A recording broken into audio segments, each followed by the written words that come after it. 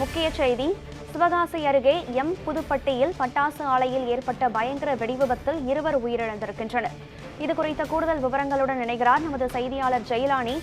ஜெயலானி, இந்த விபத்து எப்படி ஏற்பட்டது? உயிரிழந்தவர்கள் குறித்த விவரம் என்னவென்று தெரிய வந்திருக்கிறதா? கனகராதா, விருதுநகர் மாவட்டம் சிவகாசி மற்றும் அதன் சுற்றுவட்டார பகுதிகளில் சுமார் 1200க்கும் மேற்பட்ட பட்டாசு ஆலைகள் என்பது இயங்கி வருகிறது. நேரடியாகவும் மறைமுகமாகவும் சுமார் 8 லட்சம் தொழிலாளர்கள் வரை பணிபுரிந்து வருகின்றனர். குறிப்பாக சிவகாசி மக்கள் பட்டாசு தொழிலை நம்பியே அதிக அளவில் தங்களது பணியையும் வாழ்வாதாரத்தையும் நம்பியுள்ளனர். இந்த நிலையில்தான் தற்பொழுது வெயிலின் தாக்கம் அதிகமாக இருக்கக்கூடிய சூழ்நிலையில் பொதுமக்கள் வெளியில் வர முடியாத நிலை என்பது இருந்தது. கடுமையான வெயிலின் தாக்கம் என்பது இருந்து வருகிறது. இந்த நிலையில்தான் சிவகாசி அருகே புதுப்பட்டி பகுதியில் உள்ள தனியார் பட்டாசு ஆலையில் பட்டாசு வெடி விபத்து என்பது நிகழ்ந்திருக்கிறது. அதாவது வழக்கம் போல தொழிலாளர்கள் பணியில் ஈடுபட்டிருந்த போது எதிர்பாராத விதமாக பட்டாசு வெடி விபத்தானது ஏற்பட்டது.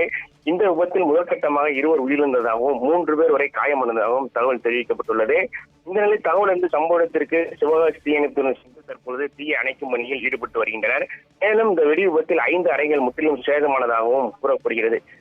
தொடர்ந்து விருதுநகர் மாவட்டத்தை பொறுத்தவரையில் வெடி விபத்து என்பது அடிக்கடி நிகழக்கூடிய சூழ்நிலையில் மாவட்ட நிர்வாகத்தின் சார்பில் பல்வேறு கட்டுப்பாடுகள் விதிக்கப்பட்டு விதிமுறைகள் வகுக்கப்பட்டாலும் இந்த விபத்து என்பது அடிக்கடி நிகழ்ந்த வண்ணமே உள்ளது. மேலும் தங்களது ஆய்வை மாவட்ட நிர்வாகம் தீவிரப்படுத்த வேண்டும் என்ற ஒரு கோரிக்கையும் எழுந்து வருகிறது. மாவட்ட நிர்வாகத்தின் சார்பில் குழுக்கள் அமைக்கப்பட்டு அவர்கள் ஆய்வுக்கு சென்றாலும் கூட இந்த விபத்து என்பது தொடர்ந்து நிகழ்ந்த வண்ணமே இருந்து வருகிறது. மேலும் தற்போது இந்த பட்டாசு வெடி விபத்து எப்படி நிகழ்ந்தது என்பது குறித்தும் தொடர்ந்து விசாரணை என்பது நடைபெற்று வருகிறது. கனகராதா,